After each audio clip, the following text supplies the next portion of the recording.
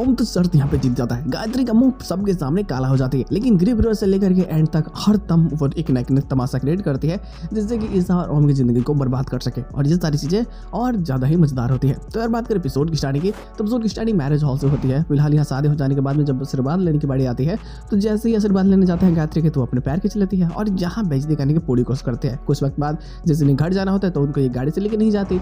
ये सभी लोग अब मतलब कुछ लोग जैसे ओम और ईशा ये दोनों मोटरसाइकिल से ही जाने का फैसला करता है, और ये इसे लेकर के डायरेक्ट घर आता है। वहाँ पे भी स्वागत करने के बजाय वहाँ ये टॉन्ट मारना स्टार्ट कर देते हैं गायत्री, क्योंकि वो हार चुके हैं ना। लेकिन फिर भी घर वालों के फोर्स करने के बाद में ये वेलकम करने की कोशिश करती है और भाई आरती करके अंदर बुला लेती है। लेकिन जब पैसे दे रहा है ओम, तो वो अब इसकी बेइज्जती करना चाहता है, और इसके लिए वो 50 रुपये, जिस 50 रुपये को इसने दे करके उसे जोकर बोला था, ये उसे वापस दे देता है शगुन के रूप में। और हालांकि ईसा के साथ मिलने की शुरुआत कर रहा है, लेकिन ईसा को ऑलरेडी पता है कि गायत्री जैसा हरामी इंसान इस घर में कोई नहीं है। वो कभी नहीं चाहेगी कि ईसा इस घर में फले फूले और आगे बढ़े। वो हमेशा उसे दबाने की कोशिश करेगी, और उसे रोकना बहुत ज़्यादा जरूरी है। हालांकि यहाँ ईसा ऑलरेडी ये सारी मन की बात जानती है ओम की, कि गायत्री के बारे में वो क्या सोचता है और गायत्री क्यों इसे टॉर्चर करती है।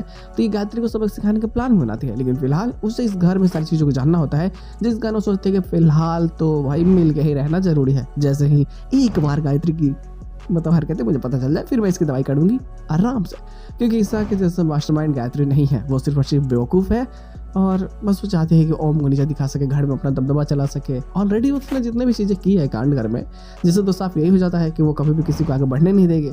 लेकिन यहाँ अब ओम की नौकरी लग चुकी है, ईसा घर की अब धीरे धीरे मालकिन बनने लगती है, तो ये चीज़ों से जलन बहुत ज़्यादा होती है।